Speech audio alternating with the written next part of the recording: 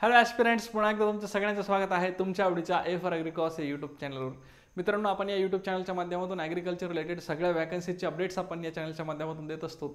तसंच शक्य तेवढे गायडन्स सेशनसुद्धा आपण या चॅनलवर घेत असतो. त्यामुळे तुमच्या सगळ्या ॲग्रिकल्चरच्या स्टुडंट्सचं हे चॅनल सबस्क्राईब असणं गरजेचं आहे. मित्रांनो, आजसुद्धा असेच एक महत्त्वाचे अपडेट देण्यासाठी मी तुमच्यासमोर उभा आहे. IBPS AFOची ही अपडेट आलेली आहे. बघा, बऱ्याच वेळा असं म्हटलं तर इंग्लिशमध्ये एक म्हण आहे, ऑलवेज एक्सपेक्ट अनएक्सपेक्टेड. ठीक आहे, नेहमी अनपेक्षिताचीच अपेक्षा करा. म्हणजे कधी काय होईल त्याची काही गॅरंटीज नाही आहे. बघा, IBPS AFO ही दरवर्षी सप्टेंबरमध्ये येणारी जाहिरात आहे तशी, परंतु ती यावेळी मात्र खूप जास्त अलीकडे आलेली आहे. जूनच्या एंडला किंवा जुलैच्या फर्स्ट वीकमध्येच ही जाहिरात आलेली आहे. नेमकी ही जाहिरात कशी असणार आहे, याच्यामध्ये किती जागा असणार आहेत, इलिजिबिलिटी क्रायटेरिया काय असणार आहे आणि या जागा आता ज्या जागा आहेत त्यापैकी पुढे किती जागा वाढू शकतात, याच्यावर आपण व्यवस्थित चर्चा करणार आहोत. त्यामुळे व्हिडिओ जो आहे तो शेवटपर्यंत बघा. बघा, IBPS AFOचं नोटिफिकेशन जे आहे ते आलेलं आहे आणि याच्यामध्ये सध्या तरी 310 जागा त्यांनी दाखवलेल्या आहेत. ठीक आहे, ह्या 310 राहतील की वाढतील याबद्दल आपण पुढे चर्चा करणार आहोत. बघा, काय असतं माहिती आहे का, जे मुलं अगदी यावर्षी पासआउट झालेत आणि ज्यांना IBPS AFO बद्दल माहीत नाही त्यांच्याबद्दल मी 2 मिनटं फक्त बॅकग्राऊंड तयार करतो. बघा, काय असतं, प्रत्येक बँकेमध्ये काही एक्सपर्ट फॅकल्टी लागत असतात, काही एक्सपर्ट लोक लागत असतात की ॲग्रिकल्चरचं काम करण्यासाठी ॲग्रिकल्चर फील्ड ऑफिसर, मार्केटिंगचं काम करण्यासाठी मार्केटिंग ऑफिसर, लॉचं काम करण्यासाठी लॉ ऑफिसर. ठीक आहे, सो अशा प्रत्येक बँकेमध्ये स्पेशल स्ट्रीमची किती किती लोकांची गरज आहे असं IBPS नावाची संस्था सगळ्या बँकांना विचारते आणि सगळ्या बँका त्यांना सांगतात आम्हाला AFO एवढे लागतात, IT वाले एवढे लागतात, लॉवाले एवढे लागतात. ठीक आहे, आणि IBPS ही संस्था काय करते, या सगळ्यांच्या व्हॅकन्सीज एकत्र करते आणि वर्षभरातनं एक परीक्षा घेते. IBPS ही काय आहे, ही एक ही एक संस्था आहे जी की परीक्षा घेते. हिचं काम फक्त परीक्षा घेणं एवढंच आहे. IBPSचं काम फक्त परीक्षा घेणं एवढं आहे. सो बँकांकडनं जे रिपोर्ट येतात त्या रिपोर्टनुसार IBPS एक जाहिरात काढते दरवर्षी आणि त्या जाहिरातीनुसार परीक्षा होतात. तर यावर्षी IBPSनं या 6 पदांसाठी, म्हणजे दरवर्षीच ह्या 6 पदांसाठी, आता हे 6 पद साधे आहेत का, नाही, हे पदं जे आहेत ते स्पेशल काम करणार आहेत त्या बँकेमध्ये. त्यामुळे यांना स्पेशलिस्ट ऑफिसर असं म्हणतात. सो स्पेशलिस्ट ऑफिसर किंवा यसो या पदासाठीचे ही जाहिरात असणार आहे. याच्यामध्ये IT ऑफिसर असणार आहे, ॲग्रिकल्चर फील्ड ऑफिसर असणार आहे. ठीक आहे, त्याच्यानंतर राजभाषा ऑफिसर असणार आहे, लॉ ऑफिसर असणार आहे, पर्सनल ऑफिसर असणार आहे आणि मार्केटिंग ऑफिसर असणार आहे. ठीक आहे, सो आता ह्या सगळ्या ऑफिसरपैकी आपल्याला सगळ्यात महत्त्वाचं आहे agriculture field officer, because we are related to agriculture and आपल्याला AFO बद्दल सगळी माहिती घ्यायची आहे. ठीक आहे, सो या जाहिरातीमध्ये महत्त्वाच्या काही तारखा आहेत, त्या तारखा आधी आपण लक्षात घेऊया. बघा, ही जी जाहिरात आहे ही 1 जुलैपासून तुम्ही फॉर्म भरू शकता ते 21 जुलैपर्यंत तुम्ही फॉर्म भरू शकता. कितीपर्यंत? 21 जुलैपर्यंत तुम्हाला फॉर्म भरण्याची मुभा आहे किंवा वेळ आहे. ठीक आहे, सो 1 जुलैपासून 21 जुलैपर्यंत तुम्हाला फॉर्म भरायचा आहे. नुसतं फॉर्म भरून सोडून द्यायचं नाही, तर त्याचं पेमेंटसुद्धा 21 जुलैच्या आतच करायचं आहे. 21 जुलैच्या आत पेमेंट करायचं आहे. जुलै महिना संपला की ऑगस्ट महिन्याच्या सेंटरच्या आसपास तुम्हाला हॉल तिकीट्स मिळून जातील आणि ऑगस्ट महिन्याच्या 15 ऑगस्टच्या पुढे कदाचित, ठीक आहे, 15 ऑगस्टच्या पुढे 15 ते 30 ऑगस्टच्या दरम्यान याची प्रिलिम्सची एक्झाम होणार आहे. कुठली? प्रिलिम्सची एक्झाम होणार आहे. ठीक आहे, सो प्रिलिम्सची एक्झाम होणार आहे. त्यानंतर रिझल्ट याचा सप्टेंबरमध्ये लागेल प्रिलिम्सचा आणि मेन्सचे हॉल तिकीट जे आहेत ते सप्टेंबर किंवा ऑक्टोबरमध्ये येऊन जातील. परंतु मेन्स जे आहे ही नोव्हेंबरच्या फर्स्ट फोर्टनाईटमध्ये होण्याची शक्यता आहे. फर्स्ट फोर्टनाईट म्हणजे 1 ते 15 दरम्यान नोव्हेंबरमध्ये ही परीक्षा मेन्सची होईल. ठीक आहे, म्हणजे यावेळेस कदाचित थोडासा एक 5 ते 10 दिवसात किंवा एखादा आठवडा, ॲटलिस्ट 1 ते 2 आठवडे तुम्हाला मेन्ससाठी जास्त मिळणार आहेत. ठीक आहे, मेन्ससाठी जास्त मिळणार आहेत. दरवर्षी 30 ते 40 दिवसात मिळत असतात. मेन्सचा रिझल्ट लागेल नोव्हेंबरमध्ये आणि इंटरव्ह्यू जे आहे ते डिसेंबर आणि जानेवारीमध्ये होतील. ठीक आहे, सो महत्त्वाचं काय आहे तर ऑगस्टमध्ये महत्त्वाचं काय तर 21 जुलैच्या फॉर्म भरायचा आहे, ऑगस्टमध्ये प्रिलिम्स द्यायची आणि नोव्हेंबरमध्ये मेन्स द्यायची. ठीक आहे, बघा, याच्यामध्ये आता अनएक्सपेक्टेड काय आहे तर ही जाहिरात इतक्या लवकर येणे हेच अनएक्सपेक्टेड आहे, कारण ही जाहिरात सप्टेंबरच्या दरम्यान येते. ठीक आहे, सो यावेळी थोडी ती प्रिपॉइंट झाली, अलीकडे आली आणि ती येणं अपेक्षित होतं. बऱ्याच दिवसापासून याच्या चर्चासुद्धा चालू होत्या. बघा, आता सगळ्यात मोठं आपल्याला जे मोटिवेशन आहे ती आहे पगार. सो ॲग्रिकल्चर फील्ड ऑफिसरसाठी पगार किती असणार आहे, पेमेंट किती असणार आहे, सो यांचं बेसिक जे आहे ते 48,480 रुपये असं बेसिक असणार आहे. हे एकदम बेसिक पगार आहे तुमचा. ठीक आहे, याच्यामध्ये पुन्हा तुम्हाला HRA ॲड होतो, त्याच्यानंतर तुमचा ट्रॅव्हलिंग अलाउन्स ॲड होतो, त्याच्यानंतर तुमचा डिअरनेस अलाउन्स म्हणजे महागाई भत्ता ॲड होतो आणि आणखीन कुठले हप्ते असू शकतात. ठीक आहे, सो हे सगळे हप्ते मिळून किमान कुठल्याही बँकात जर तुम्ही लागले तरी 65,000 ते 70,000पर्यंत तुम्हाला महिना पगार मिळू शकते. दर महिन्याला 65 ते 70,000च्या दरम्यान तुम्हाला पगार मिळते. ठीक आहे. सो ॲग्रिकल्चर फील्ड ऑफिसर याला स्केल 1 म्हटलेलं आहे, स्केल 1 आहे. ठीक आहे. बँकामध्ये थोडं उलट असतं, स्केल 1 म्हणजे खाली असतं, स्केल 2 म्हणजे त्याच्यापेक्षा वरची पगार, स्केल 3 म्हणजे त्याच्यापेक्षा वरची पगार. ठीक आहे. सो बेसिकच तुम्हाला एवढं आहे. मग प्रमोशन झाल्याच्या नंतर कुठपर्यंत जाईल तुम्ही विचार करा. प्रमोशन याचं 4 ते 5 वर्षामध्ये प्रमोशन होतं, 100% प्रमोशन होतं 5 वर्षामध्ये. ठीक आहे. सो बेसिक पगार तुमची 65 ते 70 हजारच्या दरम्यान असणार आहे, पहिली पगार. ठीक आहे. तिथून पुढे तुमचं प्रमोशन आणि ह्या सगळ्या गोष्टी येतातच. सो इलिजिबिलिटी काय आहे या पदासाठी, तर फक्त 4 वर्षाची तुमची डिग्री झालेली असेल तर तुम्ही इलिजिबल आहात.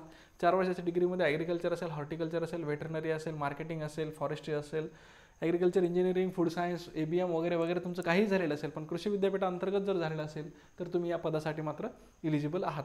तुम्ही बिलकुल फॉर्म भरू शकता. ओके.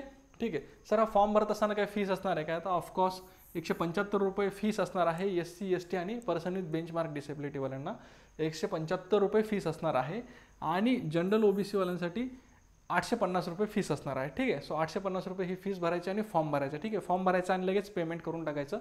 पेमेंट बाजूला ठेवायचं नाही, नंतर माणूस विसरून जातो आणि शेवटच्या दिवशी मग त्याला लक्षात येतं की मी पेमेंट नाही केलं. ठीक आहे. सो ही चूक करू नका प्लीज. आता हे सर ठीक आहे, परीक्षा आहे, फॉर्म भरू, आम्ही फॉर्म भरला, त्याच्यानंतर तुम्ही सांगितलं की जे ऑगस्टमध्ये प्रिलिम्स होणार आहे त्याचं पॅटर्न कसं असणार आहे. सर त्याच्या पॅटर्नमध्ये काही नाही, सोपं असतं. 3 विषय असतात फक्त, क्वांट रिझनिंग आणि इंग्लिश. क्वांट रिझनिंग आणि इंग्लिश हे 3 विषय असतात. मग सर 3च विषय असतात तरी पण लोक का म्हणतात IBPS हे थोडं अनसर्टन आहे किंवा थोडंसं अवघड आहे, ते याच्यासाठी की हे 3 विषय जरी असले तरी या 3 विषयामध्ये स्पीड असणं गरजेचं असतं. स्पीड तुम्हाला प्रॅक्टिसमुळे येते आणि ही प्रॅक्टिस असणं खूप गरजेचं आहे. बघा, इंग्लिशचे 50 प्रश्न येतील 25 मार्काला, म्हणजे हाफ मार्काला एक प्रश्न असणार आहे. रिजनिंगचे 50 प्रश्न येतील 50 मार्काला आणि याचे क्वांटचे 50 प्रश्न येतील 50 मार्काला. ठीक आहे. सो एकूण 150 प्रश्न असतील 125 मार्काला. ठीक आहे. आणि वेळ किती असणार आहे, तर 2 तास. 2 तास म्हणजे 120 मिनिटं असणार आहेत. या तिन्ही विषयांना 40-40 मिनिटं विभागून दिलेली आहेत. ठीक आहे. चलो, आता हे झालं प्रिलिम्सचं. सर प्रिलिम्समध्ये आम्ही क्वांट रिजनिंग इंग्लिश चांगलं केलं, आम्हाला चांगले मार्क पडले. ठीक आहे. आणि आम्ही पास झालो. आता मेन्सचं काय, आता प्रिलिम्सचा कट ऑफ किती लागतो हे तुम्हाला मी आताच नाही सांगत, त्याच्यासाठी एक सेपरेट व्हिडिओ करतो. प्रिलिम्सचा कट ऑफ कसा कमी होतो किंवा वाढतोय, मागच्या काही दिवसापासून वाढतोय, तर ह्याच्याबद्दल मी तुम्हाला थोडंसं बोलतो दुसऱ्या एका नवीन व्हिडिओमध्ये. ठीक आहे. तर सध्या आपण प्रिलिम्स पास झाला असं कन्सिडर करू आणि मेन्समध्ये येऊ. मेन्समध्ये काय आहे, ते एकच विषय आहे, प्रोफेशनल नॉलेज. प्रोफेशनल नॉलेजमध्ये ॲग्रिकल्चर म्हणजे एकच विषय असं सांगून आपल्या डोक्यावर खूप मोठं ओझं त्यांनी ठेवलेलं आहे. का, कारण ॲग्रिकल्चर किंवा प्रोफेशनल नॉलेज म्हणजे फर्स्ट सेमिस्टरच्या फर्स्ट नोट्सपासून ते शेवटच्या सेमिस्टरच्या शेवटच्या नोट्सपर्यंत सगळं सिलेबस त्यामध्ये आला. ठीक आहे. सो यामध्ये किती 60 प्रश्न असणार आहेत, 60 मार्काला ते असणार आहेत आणि इंग्लिश हिंदी दोन्ही मीडियममधून ते प्रश्न येतील तुम्हाला. ठीक आहे. सो तुम्ही तुमचं चॉईस आहे कुठल्या चॉईसमध्ये, कुठल्या मीडियममध्ये ते पेपर द्यायचं ते. आणि 60 प्रश्न तुम्हाला 45 मिनिटामध्ये सोडायचे आहेत. किती, 45 मिनिटामध्ये तुम्हाला सोडवायचे आहेत. ठीक आहे. चलो, सो मेन्स एक्झाम ॲग्रिकल्चर चे 60 प्रश्न येतील 60 मार्काला. ठीक आहे. आणि 45 मिनिटासाठी ड्युरेशन असेल. सो एकूणच प्रिलिम्सचा पॅटर्न आणि मेन्सचा पॅटर्न तुमच्या लक्षात आलेला असणार आहे. सो यामध्ये आता महत्त्वाची गोष्ट काय आहे, त्यामध्ये जागा कोणत्या बँकेने किती दिलेल्या आहेत. जसं तुम्हाला म्हणलं की IBPS सगळ्या बँकांना विचारते की तुमच्या किती जागा आहेत, तर तसंच काय काही बँकांनी त्यांना दिलेलं आहे. बँक ऑफ महाराष्ट्राने त्यांना दिलेलं आहे. त्यांना सांगितलं की आम्हाला एकूण 80 AFOची गरज असणार आहे. ठीक आहे. तसंच इंडियन ओव्हरसीज बँक IOS यांनी सुद्धा सांगितलं की आम्हाला 80 AFOची गरज असणार आहे या वर्षभरामध्ये, या आर्थिक वर्षामध्ये. आणि पंजाब नॅशनल बँक PNBने सांगितलं की आम्हाला 150 AFOची गरज आहे. किती, 150 AFOची गरज आहे. मागच्या वर्षी सुद्धा जास्तीत जास्त वॅकन्सी या PNBच्या होत्या, यावर्षी सुद्धा PNBचे जास्त वॅकन्सी आहेत. बरं, आता एकूण किती झाल्या, ह्या 310 झाल्या. ठीक आहे. 310 जागा झाल्या सर, परंतु आता 310 जागा राहणार का, नाही. आतापर्यंतचा इतिहास आहे की ह्या जागा शेवटपर्यंत का होईना पण वाढतात. आणि यावर्षी तर ही जाहिरात लवकर आली, त्यामुळे बऱ्याच बँकांची रिपोर्टसुद्धा तयार नव्हते. त्यामुळे बऱ्याच बँकांना हे थोडं उशिरा लक्षात येईल की आपल्याला किती AFOची गरज आहे. त्यामुळे ते थोडं उशिरा लेट सांगतील IBPSला. आणि त्यामुळे IBPS या जागा प्री झाल्याच्या नंतर किंवा प्रीपर्यंत मेन्स व्हायच्या आधी हे काय करेल, जागा ॲड करून घेईल. आणि या 300 जागा किमान 800 जागापर्यंत किंवा 900 जागांपर्यंत ह्या जाण्याची शक्यता असते किंवा आहे. ठीक आहे. सर इथं बऱ्याच ठिकाणी NR लिहिलेलं आहे. म्हणजे काय, NR म्हणजे नॉट रिपोर्टेड. नॉट रिपोर्टेड म्हणजे काय, तर या बँकांना आणखीन आम्हाला सांगितलंच नाही की जागा पाहिजेत की नाही. AFO पाहिजे की नाही. आता मला सांगा, कॅनरा बँकेने आता नॉट रिपोर्टेड दिले आणि त्यांना 1 महिन्याच्या नंतर लक्षात आलं की अरे आम्हाला तर 80 AFO लागतात, त्यांनी नंतर पुन्हा इथं दिलं, तर IBPS ते कन्सिडर करतं आणि याच परीक्षेमध्ये ते ॲड करून घेतं. ठीक आहे. किंवा इंडियन बँकेने नंतर सांगितलं की आम्हाला 200 AFO लागतात, तिथे 200 जागा इथं वाढून जातात. ठीक आहे. सो असं येणार जिथं आहे तिथं याचा अर्थ एवढ्या बँकांनी आणखी रिपोर्टिंग नाही केलेलं आणि ह्या बँका रिपोर्टिंग करू शकतात आणि या बँकांमुळे जागा वाढण्याची ही दाट शक्यता असते. त्यामुळे एक गोष्ट लक्षात घ्या, आज तयारी करत असताना 310 जागा लक्षात ठेवूनच तयारी करा. परंतु जागा वाढतात, त्यामुळे कुठलाही लोड न घेता, टेन्शन न घेता तयारी करा. ठीक आहे. ओके सर, मग याचा अर्थ आता आम्ही प्रिफरन्स टाकत असताना ह्या ज्या बँका आहेत ह्या 3 बँकांनी जागा दिल्या, तर आता सध्या तिघांचा टाकायचा का तर नाही, कारण फॉर्म तुम्हाला एकदाच भरायला भेटणार आहे, त्यामुळे प्रिफरन्स पण तुम्हाला एकदाच द्यायला भेटणार आहे. त्यामुळे प्रिफरन्स देताना सगळ्याच बँका कन्सिडर करा. त्यांच्यासमोर 0 असो किंवा वॅकन्सी असो किंवा येणार असो, सगळ्या बँकांचे नाव टाकून द्या. ठीक आहे. फॉर एक्झाम्पल तुम्ही फक्त 3च बँकाचं नाव टाकलं आणि ते इंडियन बँकेने नंतर सांगितलं आम्हाला 500 AFO लागतात, मग ह्या 500 मध्ये तुम्ही बसणार नाही, हो ना. त्यामुळे सगळ्या बँकांची नावं प्रिफरन्स लिस्टमध्ये टाका.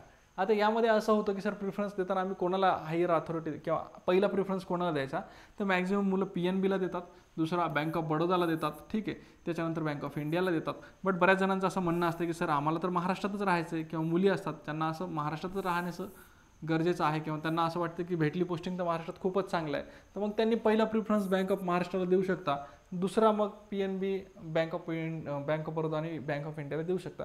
बाकी याच्या खाली कुठल्याही बँकांना तुम्ही दिलं तरी काही हरकत नाही. ठीक आहे. सो मेजर ज्या आहेत ह्या बँका PNB आहे, बँक ऑफ बरोदा आहे, बँक ऑफ इंडिया आहे, बँक ऑफ महाराष्ट्र आहे. ठीक आहे. बाकी तुम्ही प्रिफरन्स जे आहे ते खालीवर करू शकता, काही अडचण नाही. ठीक आहे. ओके चलो. सो आता ही जी तयारी आहे, ही तयारी तुम्हाला करायची असेल तर सगळ्यात बेस्ट ऑप्शन काय आहे, तर महाराष्ट्रामध्ये सगळ्यात नामांकित जी बँकिंगची संस्था आहे ती आहे शुभम सर्स अकॅडमी. यांची ऑनलाईन यूट्यूबला जरी तुम्ही सर्च केलं तर 80,000 प्लस, 80,000 ते 90,000, आय थिंक 90,000 समथिंग फॉलोअर्स आहेत, सबस्क्रायबर्स आहेत आणि एक जुनाईन रिझल्ट आहे. त्यामुळे तुम्ही या अकॅडमीला जॉईन करू शकता.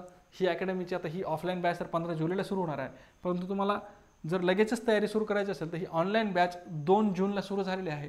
यामध्ये किमान ह्या 3ही विषयांचे फक्त आणि फक्त 15 लेक्चर्स झालेले आहेत. त्यामुळे जर तुम्ही डिसिप्लिन वाईज जर केलं तर हे 15 लेक्चर्स तुम्ही रेकॉर्डेड फॉर्मॅटमध्ये कव्हर करू शकता आणि बाकी लेक्चर्स तुम्ही लाईव्हमध्ये करू शकता. त्यामुळे ही 2 जूनची बॅच तुम्हाला जॉईन करणं फायद्यात राहणार आहे. सो माझी रिक्वेस्ट आहे की जे कोणी मुलं बँकिंगची तयारी करत आहेत त्या सगळ्यांनी ही शुभम सर्स अकॅडमीची ऑनलाईन झालेली बॅच जी आहे ती जॉईन करण्याचा प्रयत्न करा ॲज अर्ली ॲज पॉसिबल, आणि त्यामुळे तुम्हाला नक्कीच फायदा होईल. शुभम सर्स अकॅडमीचा असा इतिहास आहे की इथं जॉईन केल्याच्यानंतर प्रिलिम्स ही कधीच फेल होत नाही. ठीक आहे. आणि मेनसाठी तिथे काही ऑप्शन्स आहेत, त्या ऑप्शन्सची आता लवकरच काही दिवसात तिथे अनाउन्समेंट होईल. चलो ठीक आहे. So thank you so much. सगळ्यांनी IBPS AFO बद्दल सगळी माहिती मिळाली असेल, आय होप सो. तरी काय अडचण असेल तर तुम्ही कमेंट सेक्शनमध्ये कमेंट करू शकता. प्लस जर तुम्हाला वाटत असेल हा व्हिडिओमधून तुम्हाला बऱ्याचपैकी माहिती मिळाली आहे तर तुम्ही तुमच्या ग्रुपवर तुमच्या मित्रांना नक्की शेअर करू शकता. Thank you so much. Thanks a lot.